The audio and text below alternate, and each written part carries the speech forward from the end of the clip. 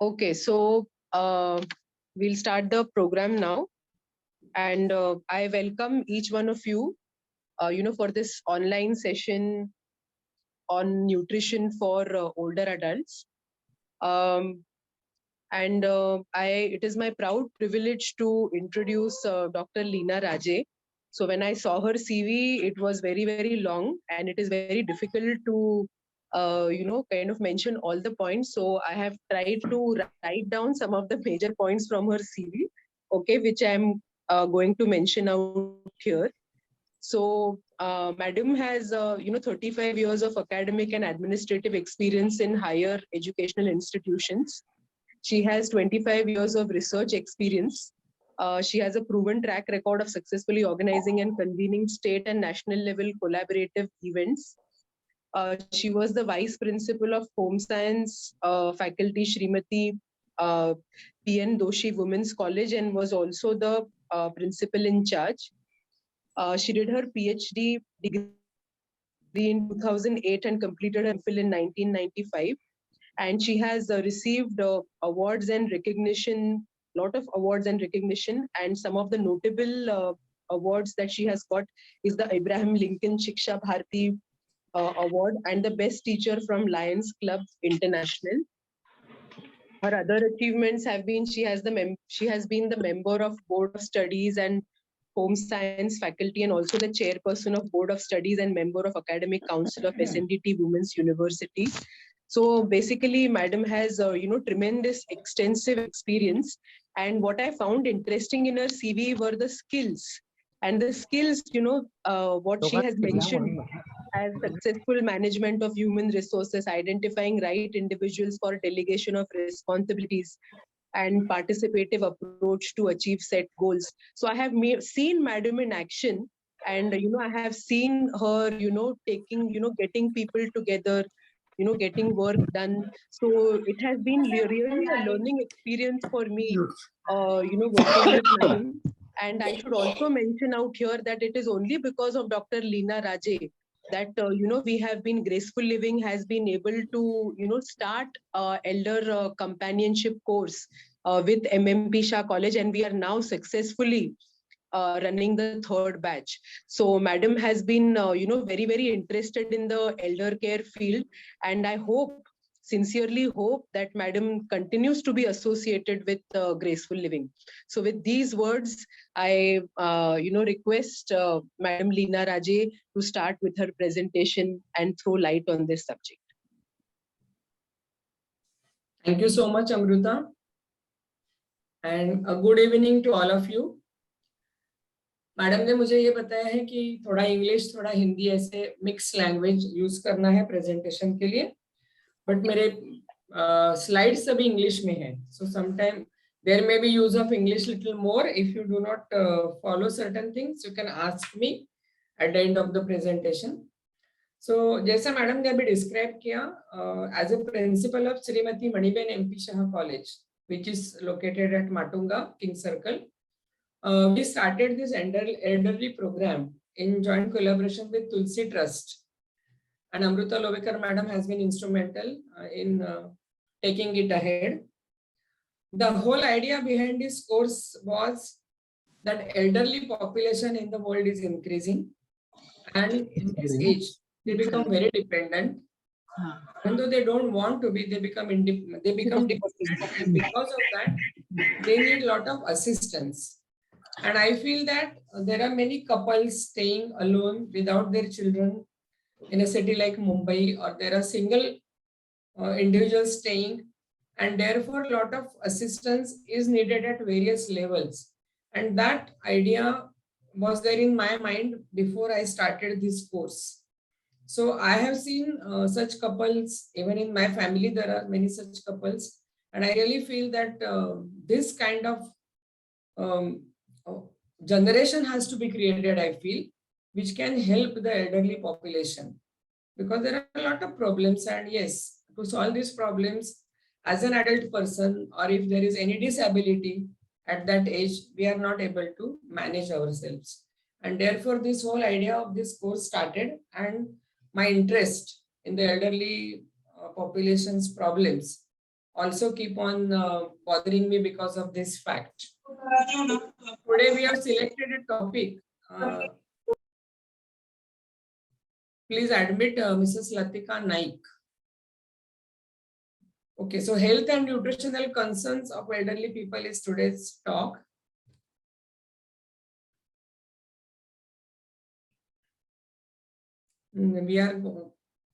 This is the world statistics of elderly population. Are you able to see the slide, world statistics? Yes, yes, yes. Okay, so population in the whole world of aging people is increasing, and it is growing much faster than any other age group.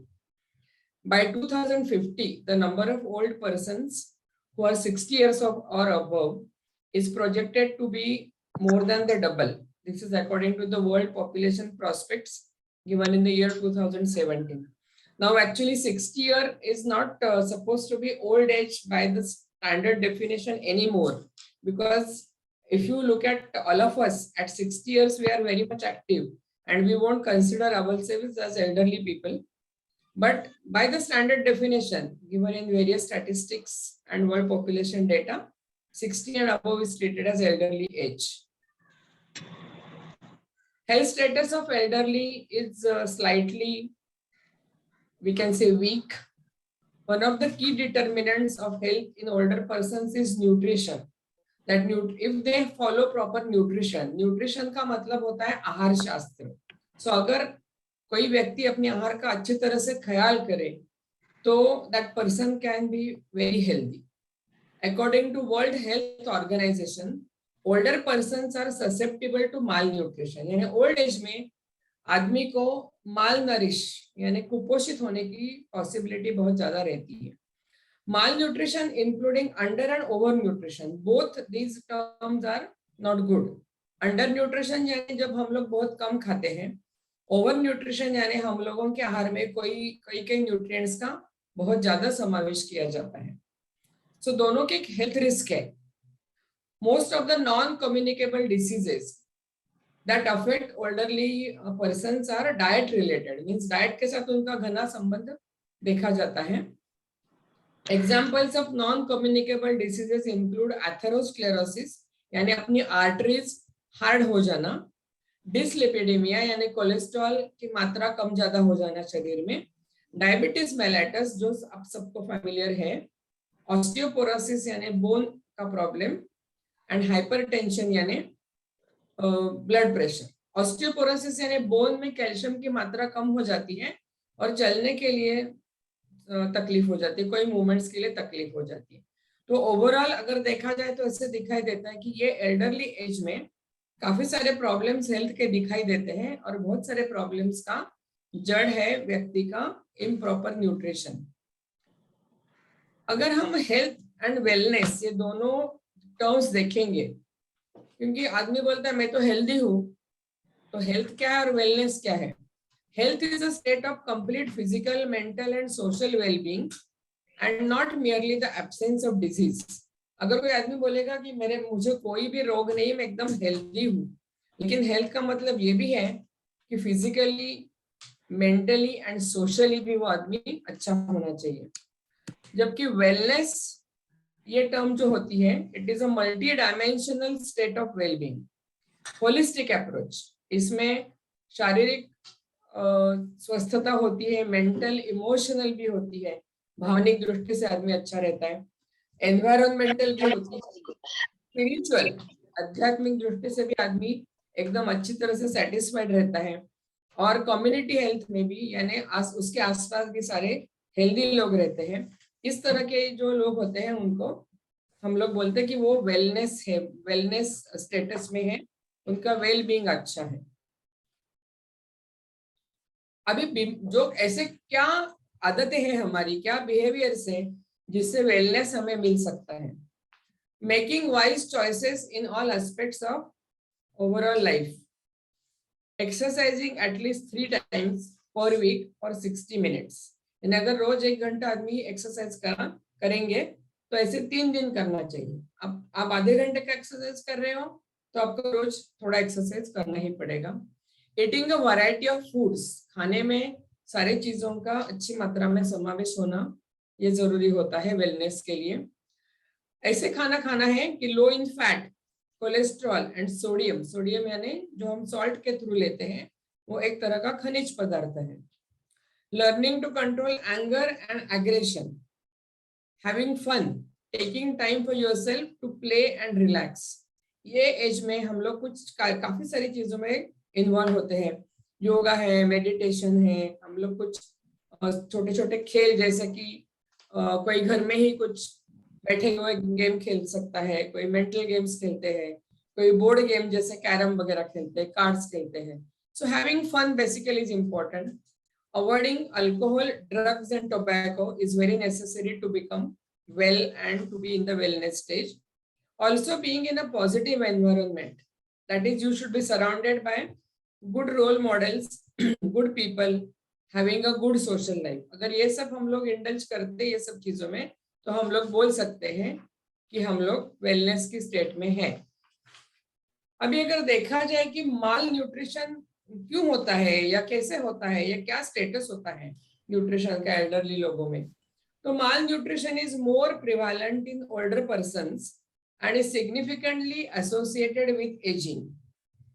The older one gets, the poorer his or her nutrition status. जैसे हम बूढ़े होते जाते हैं, वैसे हमारा diet थोड़ा थोड़ा और लोअर होते जाता है, थोड़ा और खराब होते जाता है.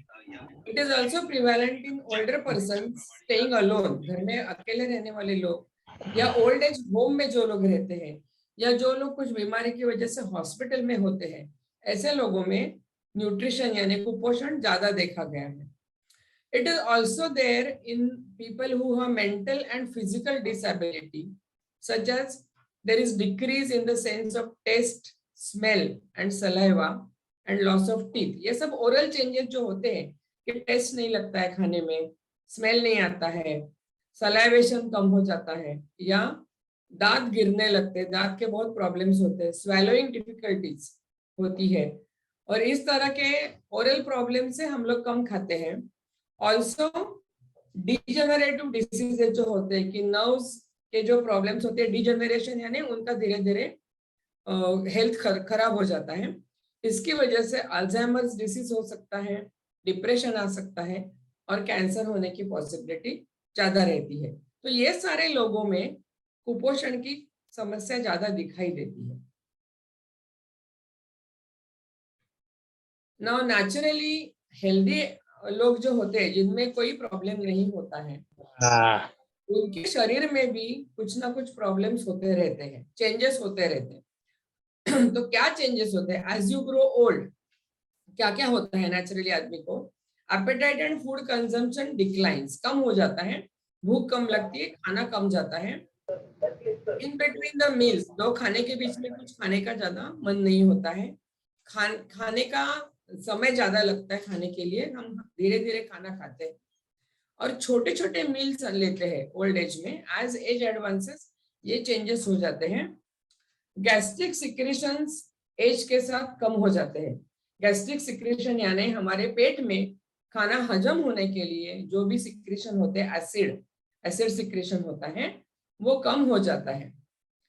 एनोरेक्सिया ऑफ एजिंग यानी अपने आप भूख कम हो जाना, खाना खाने का मन नहीं होना, ये बहुत होता है ओल्ड एज में, जिसकी वजह से बॉडी का वेट कम हो जाता है, वजन कम हो जाता है आदमी का. Neuro degeneration of the ageing that leads to desynchronization in the gut and nervous system. अपने स्टमक, गट यानी डाइजेस्टिव सिस्टम में और अपने नर्वस सिस्टम यानी ब्रेन सिस्टम में कुछ ना कुछ एसोसिएशन रहता है, जिसकी वजह से हमें भूख लगती है, खाना पचन हो जाता है, खाना खाने को मन करता है. तो ये सारी चीजें ये एज में कम हो जाती है और कॉन्स्टिपेशन होने की चांसेस ज्यादा होती है, भूख ना लगने की और बदहजमी होने की चांसेस ये एज में बहुत ज्यादा होती है. फिजियोलॉजिकल चेंजेस जो हेल्दी एडल्ट्स यानी जो नॉर्मल है, जिनको कोई बीमारी नहीं है, ऐसे एडल्ट्स में भी कुछ ना कुछ तरह की चेंजेस हो जाती है, शारीरिक बदल हो जाते हैं, बदलाव आते हैं एज के साथ. क्या क्या बदलाव आते हैं? 50 साल के एज के बाद 3 किलो का लीन बॉडी मसल मास कम हो जाता है 10 साल में। अभी लीन बॉडी मसल मास क्या होता है? लीन बॉडी मसल मास यानी हमारे शरीर में जो स्नायु है, जो बोन्स है, ये सारे स्केलेटल मास जो होता है उससे हमारी एक्टिविटी चलती रहती है। हमें चलने के लिए, काम करने के लिए, भागने के लिए, स्विमिंग के लिए, एक जगह से दूसरी जगह उठने बैठने के लिए हमारे स्नायु बहुत कम मदद करते हैं। अगर स्नायु का हेल्थ अच्छा नहीं है तो आदमी को हिलने के और बैठने के और खड़े होने की सभी मूवमेंट्स बहुत डिफिकल्ट होती है। तो जैसे एज बढ़ता जाता है वैसे आदमी का लीन बॉडी मसल मास, स्नायुओं का ओवरऑल उनका जो संगठन है, जो मास है, वो कम होते जाते हैं। कितना कम हो जाता है? तो 10 साल यानी एक डिकेड में 3 किलो। अभी आप लोगों को कैसे लगेगा कि 10 साल में 3 किलो कोई बड़ी बात नहीं है, लेकिन वो मसल मास इतना इंपॉर्टेंट है कि वो पाव किलो भी कम हो जाता है, 200 ग्राम भी कम हो जाता है, तो भी उसका असर हमारे शरीर के ऊपर बहुत दिखाई देता है, क्योंकि उसके साथ साथ हमारा फैट बढ़ते जाता है शरीर में। जैसे ये पिक्चर में आपको दिखाई दे रहा है, ये आदमी कम उम्र का है, उससे ज्यादा ये आदमी थोड़ी उसका उम्र बढ़ गया है, और उससे ज्यादा ये आदमी का उम्र बढ़ गया है। अब ये 3 लोगों में अगर आप देखेंगे तो मसल मास कम हुआ है, ये एकदम फ्लैट स्लिम पर्सन है, यानी इसमें मसल्स अच्छे हैं। इसमें थोड़े से ज्यादा मसल्स कम हो गए हैं और उसकी जगह पे यहाँ पे पेट पे, एब्डोमिनल पोर्शन पे फैट आ गया है। उसी तरह से ये आदमी में और भी ज्यादा हुआ है, और ना कि खाली पेट के ऊपर बल्कि बीच की जगह में भी, स्नायुओं के और टिश्यूज के बीच की जगह में भी, यकृत यानी हमारा जहाँ लिवर होता है, इंट्राहेपेटिक एरिया में भी इसमें फैट जमा हो जाता है। तो सभी लोग बुढ़ापे में पेट पे बड़े हो जाते हैं, पेट पे मोटे हो जाते हैं। और जो चेंजेस होते रहते हैं ओल्ड एज में, उसमें there is gradual loss in bone density. Bone density यानी अपने हड्डियों की घनता। हड्डियों में कैल्शियम होता है, और कैल्शियम की वजह से हड्डियों की हालचाल, हमारी बॉडी की हालचाल अच्छी तरह से होती है, मोशन के हमारी हड्डियां अच्छी हो। हड्डियों की डेंसिटी यानी घनता जैसे जैसे कम हो जाएगी, वैसे हड्डियों का स्ट्रेंथ यानी उनकी शक्ति कम हो जाएगी। तो ऑस्टियोपोरोसिस नाम की कंडीशन हो जाती है, जिससे हड्डियों में छोटे छोटे छोटे पोर्स यानी छोटे छोटे छिद्र हो जाते हैं, जिससे मूविंग में बहुत डिफिकल्टी आती है। There is net decline in the skeletal muscle mass. Skeletal muscle mass यानी अपने ओवरऑल जो स्नायु और हड्डियों का जो बंधारण है शरीर में, वो धीरे धीरे कम हो जाता है, और उसे बोलते हैं सार्कोपीनिया। मसल लॉस को बोलते हैं सार्कोपीनिया। और ये जो कंडीशन है, इससे हमें उठने बैठने में बहुत तकलीफ होती है। तो ये जो कंडीशन है, ये ना होने के लिए हमें अपना आहार अच्छा रखना चाहिए। ये कंडीशन नेचुरली हर एक पर्सन की होने ही वाली है, वो बहुत नेचुरल है, उसे कोई प्रिवेंट नहीं कर सकता है, बट वो बहुत ज्यादा होने से हम लोग बचा सकते हैं अच्छा खाना खा के। So at many times I feel that diet can work as preventive medicine. अगर आप अपना आहार अच्छा रखेंगे तो that can work as preventive medicine for us. Other health challenges क्या होते हैं ये एज में? जो आदमी कुपोषण से जो आदमी पीड़ित रहता है, जो माल नरिश्ड होता है, उसको और क्या क्या होता है? तो जैसे मैंने अभी बताया, वैसे मसल फंक्शन कम हो जाता है, उठने बैठने में तकलीफ होती है। There is lot of other condition that is seen. एक तो एनीमिया हो जाता है, शरीर में खून की कमी हो जाती है, लोह तत्व कम हो जाता है शरीर में, जिसकी वजह से आदमी को श्वास लेने की तकलीफ हो सकती है, थकावट आ सकती है, बहुत फटीग ऐसे जैसे लगता है। इम्यून डिसफंक्शन यानी रोग प्रतिकार शक्ति कम हो जाती है। कुछ भी बाहर खाएंगे तो पेट बिगड़ सकता है, कुछ भी हवा में बदलाव हो जाए तो सर्दी, कफ, कोल्ड सब हो सकता है, बुखार आ सकता है, जिससे आदमी को इम्यूनिटी डिसफंक्शनिंग मालूम पड़ता है, दिखाई देता है। जैसे अभी कोविड में हम लोगों ने ये देखा कि जो लोगों की प्रतिकार शक्ति अच्छी थी उनको कोविड हुआ ही नहीं, या उनको कम मात्रा में हो गया। जिनकी रोग प्रतिकार शक्ति अच्छी नहीं थी उनको बहुत ज्यादा सफर करना पड़ा। तो ये बॉडी की इम्यूनिटी के ऊपर रहता है, और अच्छा खाना जो आदमी थ्रू आउट द लाइफ खाता है उसकी इम्यूनिटी बॉडी की अच्छी होती है। रिड्यूस कॉग्निटिव फंक्शन, यानी ब्रेन की जो फंक्शनिंग है वो कम हो जाती है ये एज में। हम लोग भूल जाते हैं, मेमोरी कम हो जाती है। एक रूम से दूसरे रूम में जाएंगे तो क्या लेने के लिए हम लोग गए थे वो हम लोग भूल जाते हैं। उसी तरह से ओवरऑल हमें बार बार ऐसे लगता है कि हमारा ब्रेन फंक्शनिंग कम हो गया है, हम लोग ज्यादा ध्यान नहीं दे पा रहे हैं, हम लोग ज्यादा याद नहीं रख पा रहे हैं, हम लोगों को फेसेस जानने में और उनके नाम याद रखने में प्रॉब्लम आ रहा है। तो ये सभी प्रॉब्लम्स न्यूट्रिशन के साथ रिलेटेड प्रॉब्लम्स है। पुअर वुंड हीलिंग, यानी जब कोई भी जख्म होता है तो जल्दी भरता नहीं है। सर्जरी करते हैं तो सर्जरी से रिकवरी होने में बहुत टाइम लगता है। Higher hospital admission rate and mortality, अगर माल नरिशमेंट सेटिंग हुआ अच्छी तरह से कि बॉडी में कुपोषण बहुत जम गया है तो बार बार हॉस्पिटल में एडमिट होना पड़ता है। कई बार ऐसे लोगों को बहुत सीवियर कुछ प्रॉब्लम्स हो जाते हैं। तो फिर लाइफ में nutritional wellbeing is very important.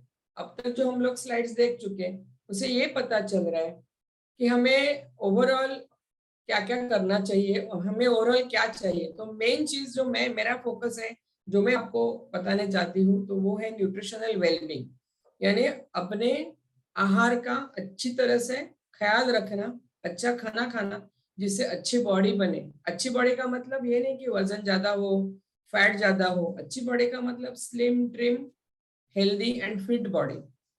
तो ये रहने के लिए हमें क्या क्या चाहिए, तो डिफरेंट एरियाज, ये सभी आने से हमारा क्वालिटी ऑफ लाइफ अच्छा रहता है। अभी यहाँ पिक्चर में जो आप देख रहे हैं, old people are doing lot of activities. तो वो होने के लिए मेरे हिसाब से nutritional wellbeing is very important. उसके लिए अच्छी फिजिकल एक्टिविटी चाहिए।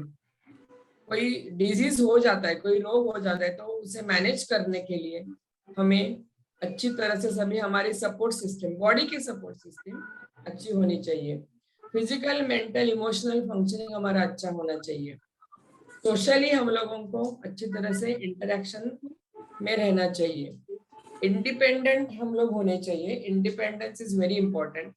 और अच्छे लिविंग अरेंजमेंट्स हमारे आसपास होने चाहिए। जो हम जहाँ रहते हैं वो अरेंजमेंट अच्छी होनी चाहिए। जैसे घर में है, अकेले है, कोई ध्यान नहीं दे पा रहा है, ऐसे हो जाता है तो लाइफ की क्वालिटी खराब हो जाती है। अगर हम लोग इंडिपेंडेंट नहीं है, किसी के ऊपर हम लोग डिपेंडेंट है, सर्वेंट हो या घर में कोई बहू हो या बेटी हो, कोई भी हो, उसके ऊपर अगर हम लोग डिपेंडेंट है तो हमारी क्वालिटी लाइफ की अच्छी नहीं हो सकती। अगर हमारे पास कोई फ्रेंड्स नहीं है, हमारे रिलेटिव्स नहीं है, आजू बाजू में हमारे नेबर्स नहीं है जो जिनके साथ हम लोग को सोशल एक्टिविटीज कर रहे हैं, वो नहीं है अगर, तो हमारी लाइफ की क्वालिटी अच्छी नहीं होती। इस तरह से ये सारे फैक्टर जो यहाँ पे दिखाए गए हैं, ये सारे फैक्टर्स अच्छी क्वालिटी लाइफ के लिए बहुत जरूरी है। और हर एक को ये सभी फैक्टर्स का ख्याल रखना चाहिए कि ये सभी जिंदगी में बहुत जरूरी है। अभी मेन टॉपिक जो आज मुझे दिया गया है कि न्यूट्रिशन, तो ये एज में आप लोग मुझे पूछेंगे कि ये सब तो हमें मालूम है, तो ये सब होने के लिए न्यूट्रिशन का क्या करना है, कैसे रखना है, आहार कौन सा खाना है, किस तरह से हमें अच्छी तरह से रहना है। तो इसके लिए जो न्यूट्रिशन की जो संस्थाएं है इंडिया में, जो आरडीए जो दिया है, रिकमेंडेड डाइटरी अलाउंसेस, यानी आदमी को रोज क्या क्या खाना चाहिए, इसके ऊपर काम करने वाली दो प्रख्यात संस्थाएं हैं। एक है नेशनल इंस्टीट्यूट ऑफ न्यूट्रिशन और दूसरा है ICMR, Indian council of medical research. तो ये दो ऑर्गेनाइजेशंस द्वारा दो तीन सालों में ये डाइटरी अलाउंसेस का स्टडी किया जाता है और उनमें क्या क्या चेंजेस चाहिए वो बताए जाते हैं।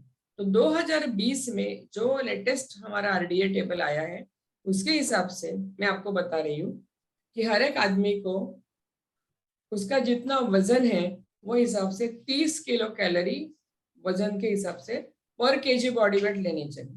यानी for example if a person is weighing 60 kilo तो उसको रोज 1800 कैलोरीज खाने चाहिए।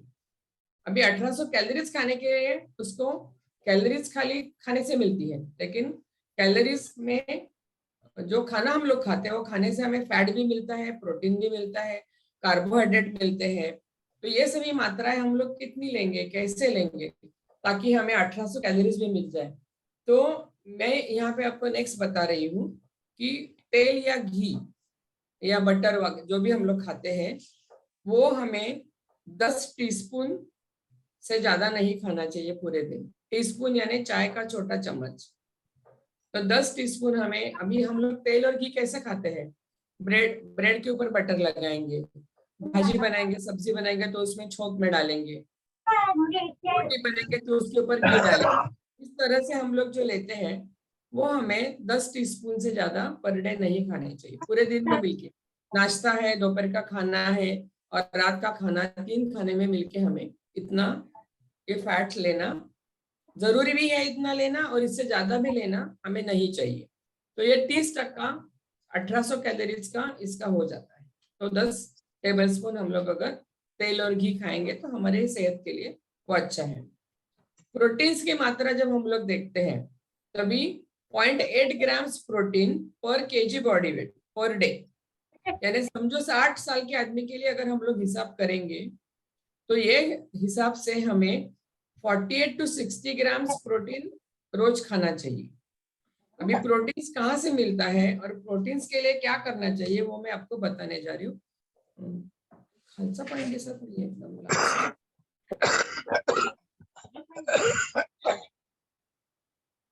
लास्ट पॉइंट मैंने यहाँ पे कार्बोहाइड्रेट्स का बताया था और उसमें ये बताया गया है कि 45 to 55, आपको दिख रहा है वो पॉइंट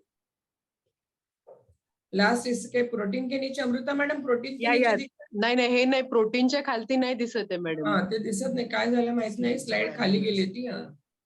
तर ते 45 to 55 grams 55% calorie should come from carbohydrates, यानी हमें 200 से 300 ग्राम तक कार्बोहाइड्रेट्स खाने चाहिए। अभी मैं आगे आपको स्लाइड में ये बता रही हूँ कि प्रोटीन्स कहाँ से मिलेंगे, कार्बोहाइड्रेट्स कहाँ से मिलेंगे। सो कार्बोहाइड्रेट्स जिसको हम लोग कार्बोदक बोलते हैं, ये हमें सीरियल्स, अनाज से मिलते हैं। होल ग्रेन्स यानी सारे अनाज के आइटम्स, गेहूं, चावल, ज्वार, बाजरी, नाचनी, ऐसे सारे आइटम से ये मिलते हैं। उसी तरह से हमें पोटैटोस, बनाना, टोस्ट, बिस्किट्स, ये सारे जो आइटम, पास्ता के आइटम दिखाए हैं, ये सारे आइटम यहाँ पे जो दिखाए, कॉर्न है, और फिर ये सारे हमें कड़धान्य जो दाल और पल्सेस है, इनमें से भी हमें अच्छी मात्रा में कार्बोहाइड्रेट्स मिल जाते हैं। तो ये हमें पूरे दिन में मिलके हमें 200 से 250 और उसमें से हमें 45 to 50% कैलोरी की हमारी रिक्वायरमेंट पूरी हो जाती है। तो 200 से 250 ग्राम अगर पूरे दिन खाएंगे तो उसका डिवीजन कैसे करेंगे हम लोग? तो हम लोग ये कर सकते हैं कि 50 ग्राम तक हम लोग सुबह खा सकते हैं और 100 ग्राम हम लोग लंच और डिनर में खा सकते हैं। अभी 50 ग्राम कार्बोहाइड्रेट मिलने के लिए आपको नाश्ते में एक बाउल भर के आप अगर पोहा खाएंगे, या एक वाटी भर के आप अगर उपमा खाएंगे, या पतली वाली 2 ब्रेड की स्लाइस खाएंगे, तो आपके आहार के लिए वो ब्रेकफास्ट के लिए तो इस तरह से हमें म्यूट एवरीवन. डाइट खाना चाहिए। Please mute, somebody is talking, please mute. Sakshi, can you please mute everyone? अभी प्रोटीन की रिक्वायरमेंट हम लोग देख रहे हैं यहाँ पे, प्रोटीन रिक्वायरमेंट कितनी है पर डे की और किसमें से मिलेंगे प्रोटीन्स। तो प्रोटीन्स का पूरा रिक्वायरमेंट हमें मिलना बहुत टफ जॉब है। It is very difficult to meet the protein requirement और इसीलिए उसको ज्यादा ध्यान देना पड़ता है प्रोटीन से। प्रोटीन अगर हम लोग बराबर से खाएंगे तो ही हमारी मसल की लॉस, स्नायुओं की लॉस, स्नायु का हमारा घटन जो होता है वो, और बोन, हड्डियों का गठन अच्छा रहने के लिए, गठन ना होने के लिए और हेल्थ अच्छा रहने के लिए हमें प्रोटीन्स खाने चाहिए। तो प्रोटीन के अमाउंट और क्वालिटी आहार में धीरे धीरे कम हो जाती है क्योंकि आदमी को प्रोटीन फूड्स खाने को मन नहीं करता है और इसीलिए उसके ऊपर ज्यादा ध्यान देना चाहिए। अभी यहाँ जो दिखाए गए फूड्स है, these are sources of good protein.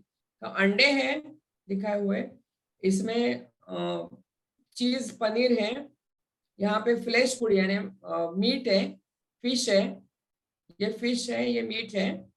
यहाँ पे जो दिखाया गया है वापस ये बादाम, आलमंड्स, एंड सम नट्स है, और इसमें भी nuts and different kinds of protein foods are listed, जैसे पनीर है, फिर राजमा है, फिर अलग अलग तरीके के दाल्स है, ये सभी आइटम्स है। यहाँ पे जो ग्रीन भाजी दिखाई उसमें से प्रोटीन्स नहीं मिलते हैं, ये पिक्चर में सब दिखाया था इसीलिए वो पिक्चर यहाँ लिया गया है। बट ये ब्रोकली यानी ग्रीन कॉलीफ्लावर और स्पिनच यानी पालक से हमें प्रोटीन्स नहीं मिलते हैं। बट प्रोटीन्स के लिए हमें दाल्स, पल्सेस और फ्लैश फूड्स, दूध, पनीर, चीज, दही, ये सभी आइटम से हमें अच्छी तरह से अच्छी मात्रा में प्रोटीन्स मिलते हैं। तो हम ब्रेकफास्ट में दूध ले सकते हैं, अगर दूध नहीं ले रहे तो दही का कुछ आइटम या पनीर का कुछ आइटम हो सकता है, जैसे पनीर पराठा बना लिया। लंच में हम लोग दाल खाते हैं, फिश का करी हो सकता है, फिर अंडे का करी हो सकता है अगर सुबह नहीं खाया हुआ तो। रात के खाने में भी दाल हो सकता है, दाल की खिचड़ी हो सकती है। कॉम्बिनेशंस करके इडली, डोसा, ये सब में हम लोग कॉम्बिनेशन करते हैं।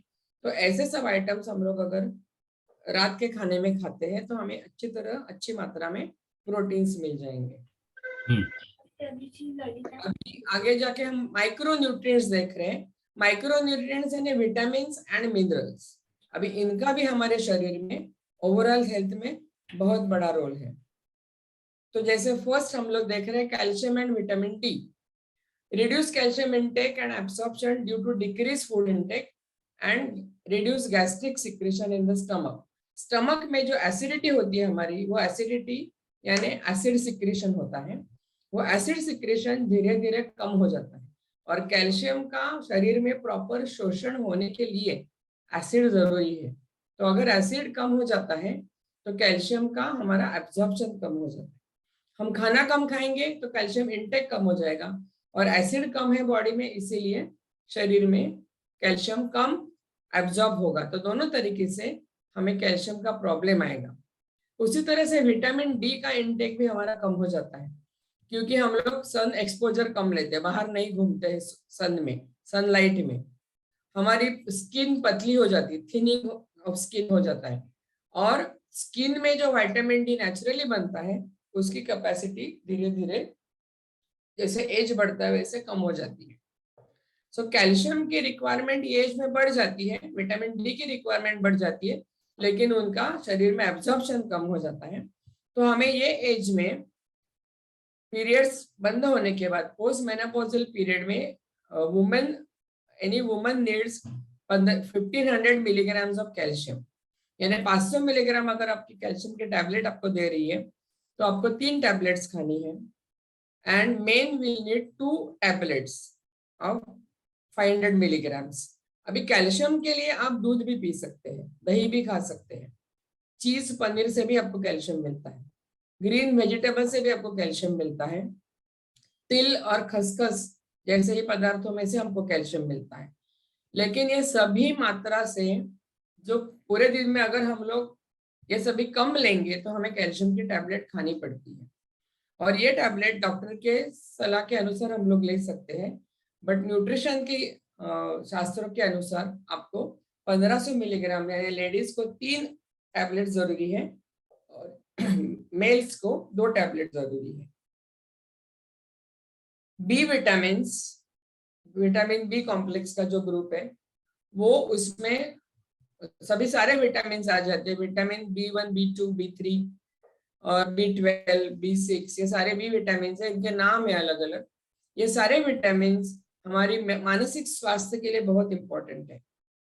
स्पेसिफिकली विटामिन B12 ये एज में आपको डिमेंशिया एंड डिप्रेशन यानी भूलने की बीमारी और मानसिक हेल्थ ना अच्छा ना होने की बीमारी, जो डिप्रेशन बोलते हैं, निगेटिव जो फीलिंग आती है, ये बीमारियों से बचने के लिए विटामिन B12 बहुत जरूरी है।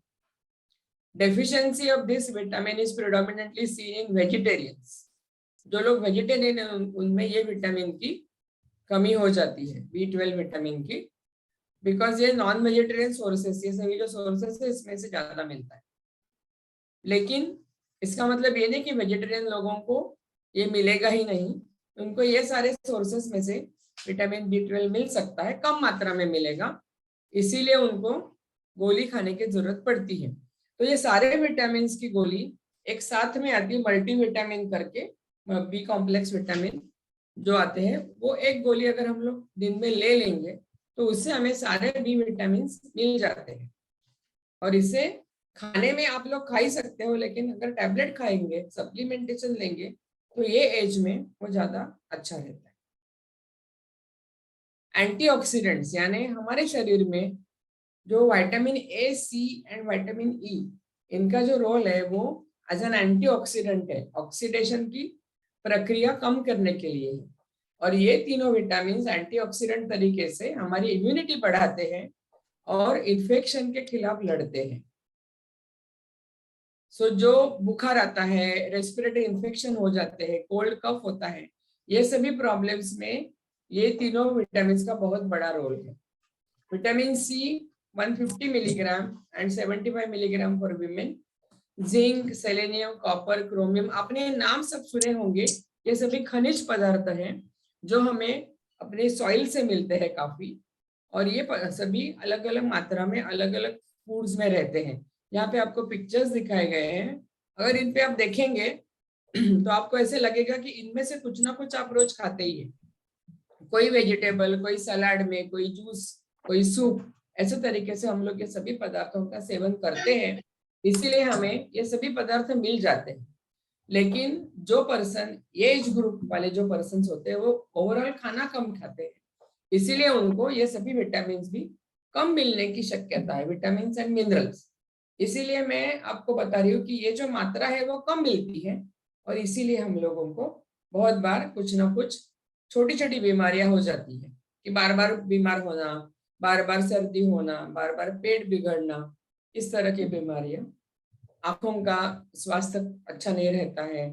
तो ये सभी से दूर रहने के लिए ये सभी विटामिन और मिनरल्स खाना अच्छा है, और अगर खाने से नहीं मिल रहे तो हमें उसका टैबलेट फॉर्म में लेना अच्छा रहता है। So overall to conclude, malnutrition होने के चांसेस बड़े एज में ज्यादा है, एल्डरली एज ग्रुप में ज्यादा है। The older we get, the poorer is our nutritional status. Malnutrition ज्यादा किस में दिखाई देता है कि जो लोग इंस्टीट्यूशनल केयर में रहते हैं, यानी कोई हॉस्टल्स में है, कोई ऐसी ऑर्फनेज या कोई ओल्ड एज होम में रहते हैं, या those who are staying alone, या those who have other comorbidities, यानी डायबिटीज है, हाइपरटेंशन है, या और कोई अलग बीमारियां है, हार्ट प्रॉब्लम है, ऐसे लोगों में कुपोषण ज्यादा हो जाता है। और proper nutritional care through out the life works as preventive medicine and leads to good and happy days in the old age. यहाँ पे जो ग्रुप दिख रहा है आपको, एंजॉय करते हुए, ऐसे अगर आपको रहना है, अच्छा रहना है, हैप्पी रहना है, तो हमें अच्छी तरह से अपनी सेहत का ख्याल करना है, और उसके लिए हमें अच्छी तरह का आहार जो हमारे हाथ में है, जो खाना हमारे हाथ में है, वो अच्छी तरह का आहार हम लोगों को सेवन करना चाहिए। धन्यवाद।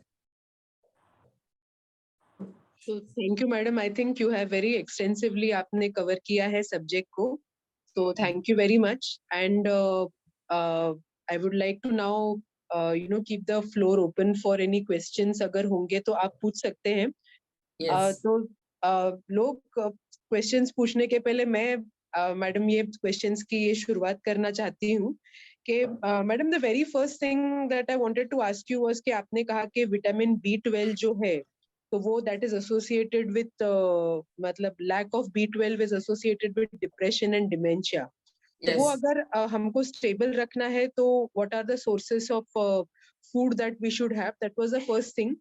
और दूसरा मुझे ये आपको पूछना था कि ये जो कहते हैं ना कि मतलब eat breakfast like a king और फिर this like a prince and have a dinner like a pauper. So how much truth there is to it.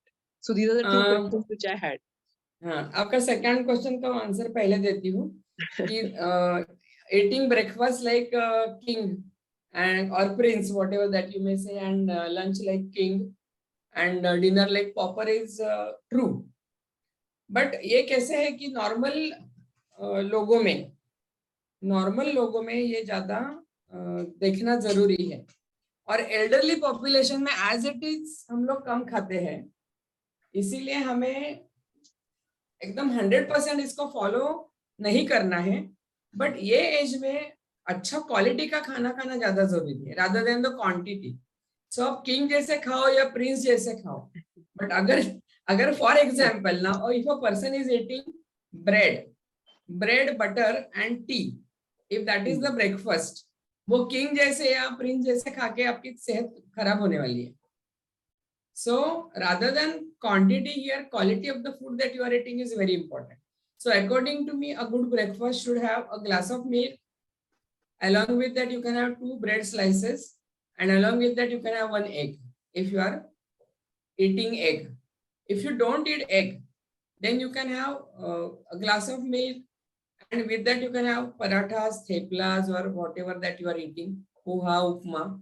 But milk has to be there, and then you can supplement that with little bit of small piece of cheese or 1 or 2 pieces of paneer. So protein should be there. Or it is very good to eat South Indian breakfast like idli, dosa, because that has a combination of dal and cereals. So it has good quality proteins. Also, if you are drinking milk, you are taking proteins. As I said, proteins are very important in this age. So that saying is true, but more than following the quantity, my thrust will be on the quality of the food that you are eating. Yeah. That is Thank you. because Thank people have a lot of habit of eating many rotis.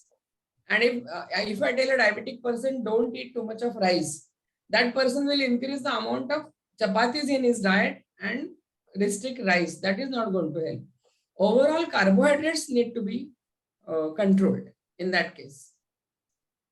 Okay. So that is about overall quality of the food.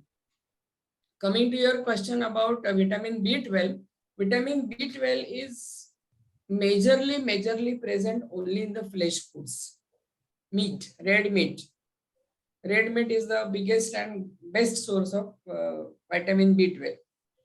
Now, getting it through the diet is very unlikely or very cumbersome process, because it is present in many foods but very small negligible amounts. So you can't keep on eating more quantity of those foods to get vitamin B12. Therefore, generally doctors recommend that if you feel that beyond say age 60-65, doctors will generally recommend that take this vitamin through tablets. Now, if you are eating a well-balanced diet throughout the day, if you are having proper breakfast, lunch and dinner, and you are having a mix of all vegetables and proteins and everything together, there is a possibility that you may not have deficiency of vitamin B12, even if you are a vegetarian person. But checking the levels of vitamin B12 in blood is very important. The moment the level is going down, then you can supplement it with the tablets. Okay. Okay. Also, vitamin D is very important for this condition. The bone health and overall mental health. Vitamin D is also very much important. उदय कुलकर्णींना प्रश्न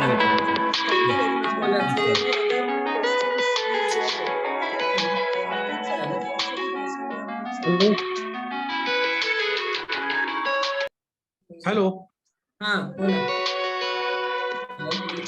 hello हा मी उदय कुलकर्णी बोलतोय. हाँ बोला.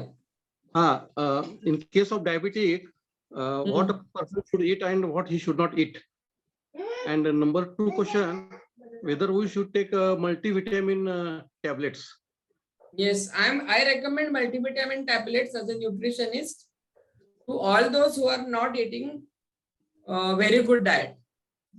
Now see, in old age you can't eat a katori full of rice and 3 rotis and all that in one go. So for that it is good to take multivitamin tablets. For diabetes, you have to avoid taking lot of carbohydrates. You have to eat good amount of proteins. So आपको रोटी कम खाना है, चावल कम खाना है, आपको salads ज्यादा खाने हैं, आपको जिसमें बहुत सारी शक्कर ऐसे फ्रूट्स नहीं खाने हैं. You should avoid all the fruits which are very sweet, like banana, apple. These fruits should be avoided. Watermelon has very high glycemic index, and it increases your blood sugar drastically. So these fruits should be avoided, and you can concentrate on eating more of oranges, papaya, and such fruits. Pomegranate can be eaten. And major thrust should be on eating good amount of leafy vegetables and salads, and reduce amount of chapatis and rice in your diet. That is more important. Madam chapati खावी का भाकरी खावी ज्वारीची? दोन्हीमध्ये calorie content same आहे, दोन्हीमध्ये carbohydrate content पण same आहे. सो nutritionally त्याच्यात फार फरक नाहीये. पण ह्या एज मध्ये असं म्हणतात की ज्वारी वगैरे खाल्ल्याने जास्त फायदा होतो, त्याचं ऍसिमिलेशन आणि डायजेशन चांगलं होतं. Otherwise from point of view of nutritionist both are same. Okay, thank you.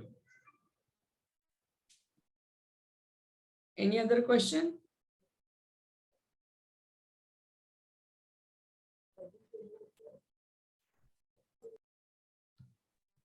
Madam, आणि डायबिटिक पर्सन किती वेळा खावं, म्हणजे दिवसातनं 2, म्हणजे ते पण फार महत्वाचं आहे, कारण ते इन्शुलिनशी संबंधित आहे ना. आपण खाल्लं ते तुमचं नाही, किती वेळा खावं या प्रश्नाचं उत्तर तुम्ही हा प्रश्न डॉक्टरांना विचारायला हवाय.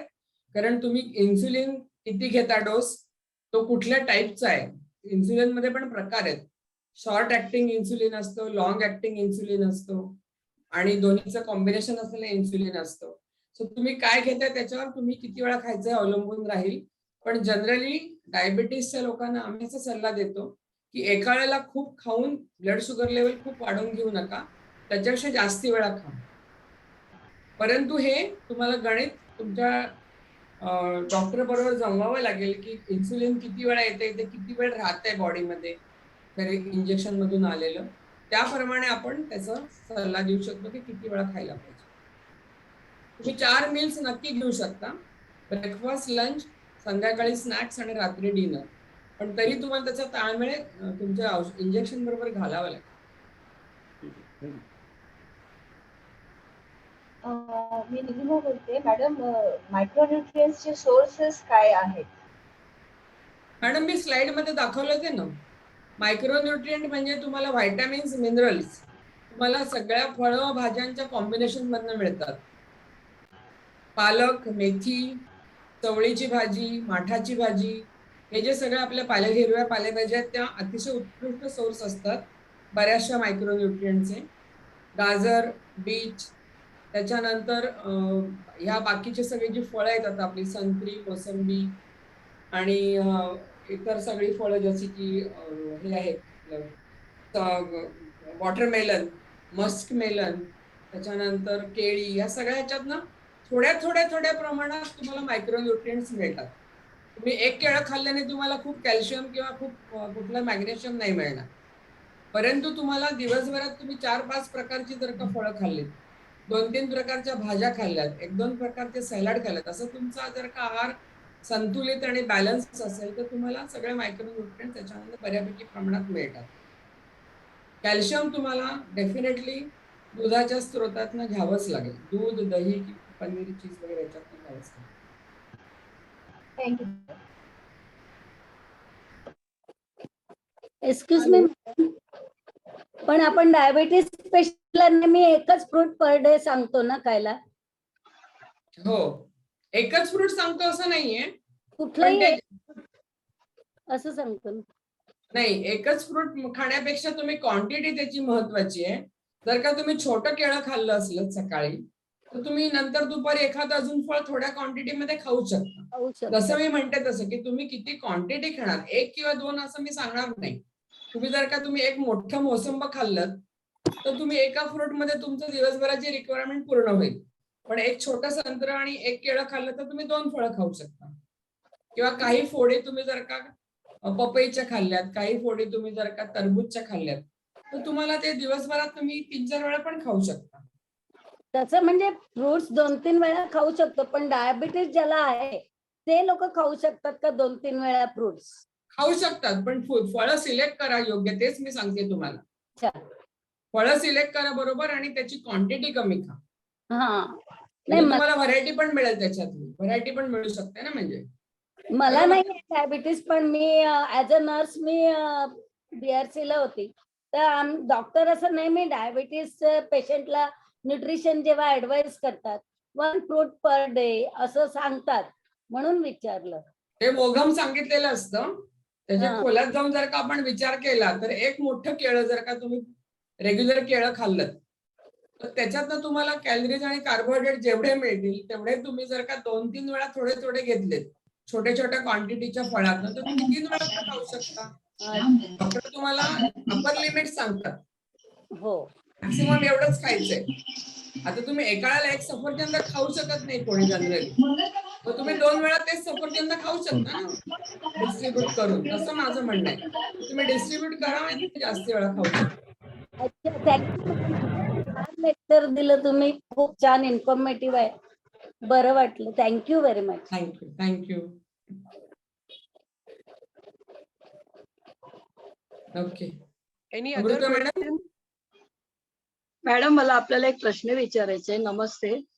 हम्म. मी कांचन सोनकुसरे. मला डायबेटीस नाहीये, पण 1 महिन्यापूर्वी माझं टोटल हिप रिप्लेसमेंट केलं.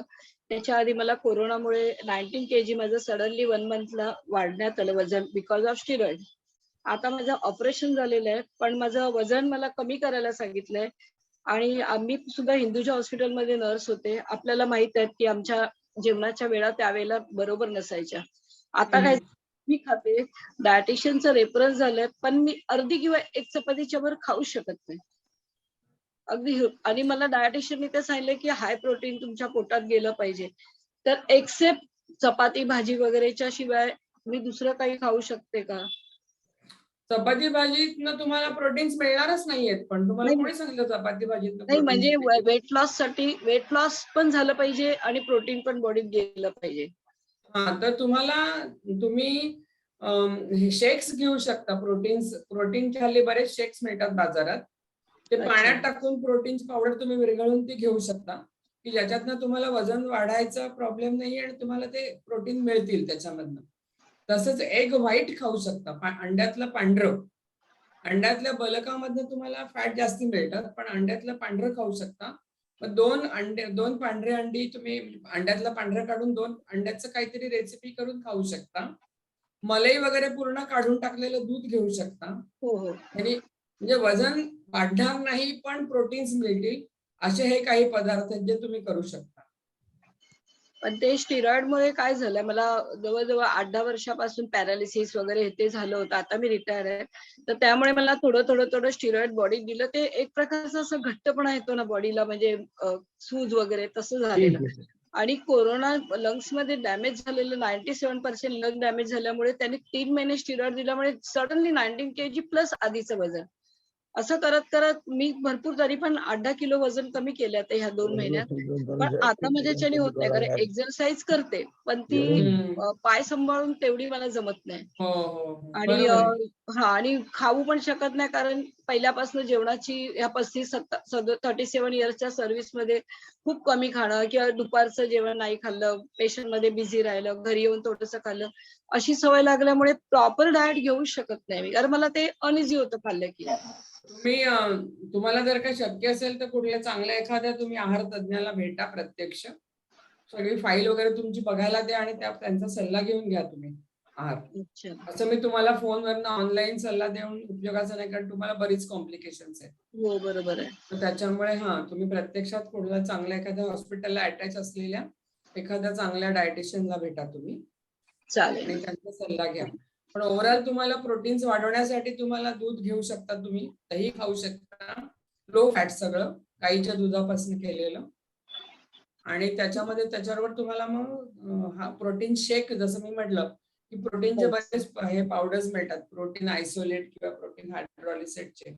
तर ते तुम्ही दुधातनं किंवा पाण्यातनं घेऊ शकता, ज्याने पोट भरतं आणि प्रोटीन्स मिळतात, म्हणजे कार्बोहायड्रेट्स नाही मिळत. त्याच्यामुळे त्याचा निदान वजन तुम्हाला थोडंसं मेंटेन करायला की थोडं कमी व्हायला मदत होईल. हो, कारण ते फोनवर नाही तुम्हाला नाही सांगू शकत, ऑनलाईन तुम्ही मग प्रत्यक्ष सल्ला घ्या जरा कोणाचा तरी. मॅडम मी डायटिशियनचं रेफरन्स घेतलं होतं हिंदुजामध्ये. मी स्वतः हिंदुजामध्ये असल्यामुळे त्यांनी मला व्यवस्थित सांगितलं, पण मी असं मला काय म्हणतात खाता येत नाही, त्या वेळा सांभाळता येत नाही. म्हणजे सकाळी एक खावा, मग दुपारी 10 वाजता फळ खावा, मग दुपारी जेवा, एक करायला लागेल तुम्हाला, पण नाही होत मला, म्हणजे मला डायजेस्ट नाही होते असं. तुम्हाला डॉक्टरांचा सल्ला घ्यावा लागेल. तुम्हाला ह्याच्या पलीकडे सल्ला मी देणं योग्य नाहीये ऑनलाईन सिस्टीम मध्ये. कारण तुम्हाला काय त्याच्याने त्रास होईल वगैरे ते मी बघू शकत नाही ना. हो. तुम्हाला आपलं कुठे प्रत्यक्ष क्लिनिक आहे का मॅडम? treatment- काय?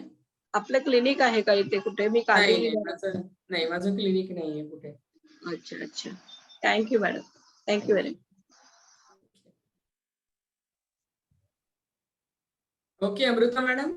या ओके, तर दुसरे काही प्रश्न नसतील, दुसरे क्वेश्चन्स अगर नहीं है, so then I will ask Akanksha to give the vote of thanks. Akanksha, are you there? Yes, ma'am. Akanksha. Good evening, everyone. So, on behalf of Graceful Living, I would like to thank Dr. Reena Raze. आजचा जो session होता nutrition हा खूप आपल्या आयुष्यातला means आपल्या life मधला daily life मधला खूप इम्पॉर्टंट पार्ट आहे. आणि मॅडमने खूप छान पद्धतीने सांगितले की विटॅमिन्स आणि मॅडमने क्वांटिटी सांगितली. माल न्यूट्रिशन पासून अगदी बेसिक पासून मॅडमने स्टार्ट केलं. माल न्यूट्रिशन, विटॅमिन्स, कॅल्शियम आणि मॅडमनी क्वांटिटी कशी तुम्ही प्रकारे घेऊ शकता. तर खूप इन्फॉर्मेटिव्ह सेशन होता आणि मला असं वाटतं की सगळ्या पार्टिसिपेंट्सला खूप माहिती मिळाली असेल. त्यांचं डेली डाएट कसं ठेवू शकतात आणि सगळ्यांनाच ते फॉलो, जसं प्रत्येकांचे वेगवेगळे आजार किंवा प्रॉब्लेम्स असतील तर ते त्यांचं डाएट फॉलो करू शकतात. तर आपला graceful thank you so much ma'am on behalf of graceful living. आणि आपल्या ग्रेसफुल लिव्हिंगचे सोशल मीडियावर पेजेस आहे, फेसबुकवर आहे, इंस्टाग्रामवर आहे. आजचा सेशन तुम्हाला कसा वाटला, आज का सेशन आपको कैसा लगा, हे टेस्टिमोनियल पण तुम्ही आम्हाला पाठवू शकता. आणि आपले पेजेस आहे तर तुम्ही फॉलो करू शकता, तुम्हाला अपडेट्सही मिळतील. Thank you. Thank you so much. Thank you Amruta madam for giving this opportunity. Yeah, thank you, madam. Thanks a lot. Thank you for such detailed explanation. Thank you. Thank you so much.